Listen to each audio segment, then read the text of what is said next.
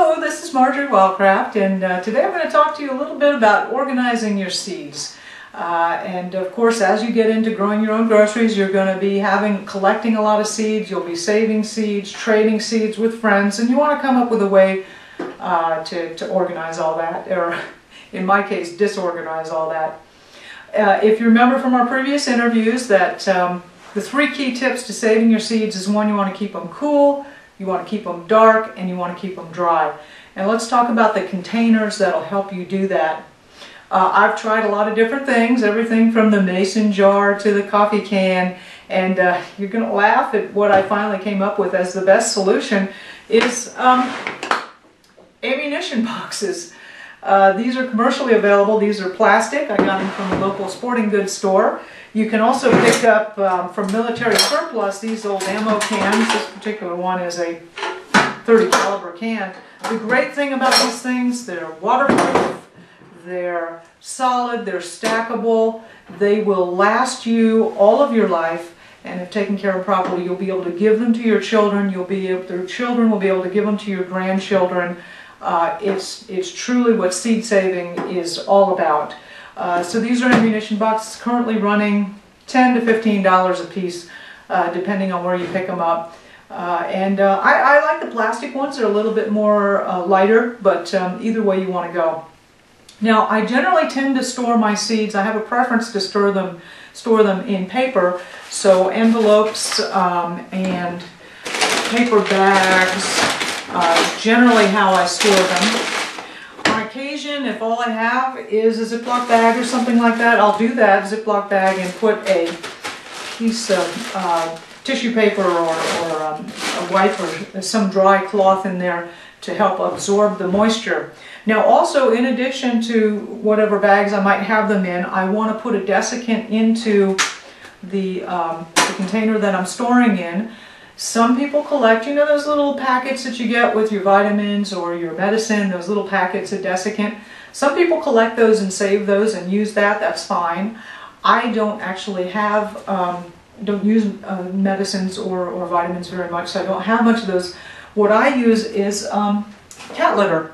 So I'll take a sock and a couple of cups of this cat litter, tie the sock off, and there you go. I take one of these and toss it into my seed kit, and that just is an extra protection to make sure that I'm keeping moisture out there and those seeds are good and dry.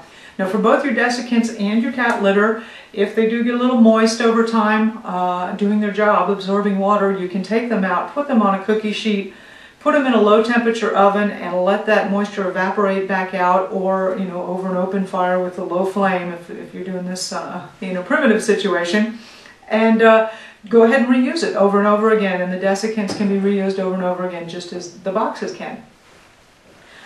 Talking about how I categorize my seeds, I generally put them in about 4 different categories. I categorize them by plants that are warm season plants. So these are my vegetables like the squashes and cucumbers, tomatoes, things that are generally going to be growing in the spring and the summer, you know, okra, those corn, those type of things. I also then have another category, another box full of my cool season plants, and these are going to be your lettuce, your broccoli, spinach, the things that are going to be kale, the things that are going to be able to withstand a freeze, and generally you're growing in the winter or fall seasons. I have another, and for those 2, by the way, which is what most people are starting out with, you really are only going to need like 1 box or maybe 2 boxes at the most to just help you sort it out. I tend to love collecting and swapping and sharing with people, so I've probably got 4 or 5 boxes just for those 2 categories. Where you're going to start using a lot more volume is when you're starting to save for cover crops and for calorie crops. So cover crops would be like your oats or your rye or your vetch or your clover, and as you can see, they start taking up some room. So I like to save them in a cloth bag, or maybe a big grocery bag that I've saved. And I've got vetch that I've saved for years and years, and oats that I've saved and planted and saved.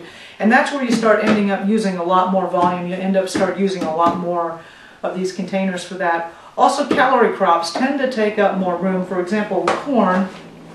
This is this red corn that I really love to grow.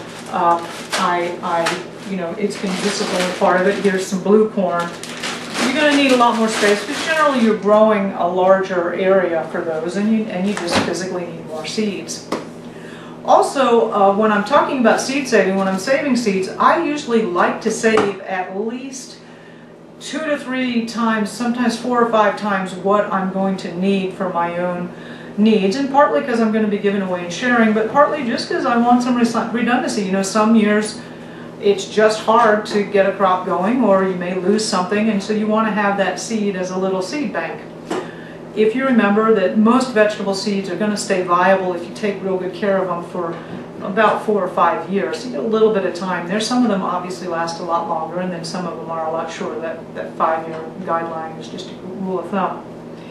So anyway, it's a lot of fun. I buy seeds from a lot of different places. A lot of people have been asking me, just look online, a Sustainable Seed Company, Bountiful Gardens, Seed Savers Exchange, Johnny's Selected Seeds. There's a lot of really good reputable seed dealers out there. And I hope this has helped you to help you organize your own seeds. There's a lot of different methods. This is Marjory Wildcraft, and I'll see you on another segment.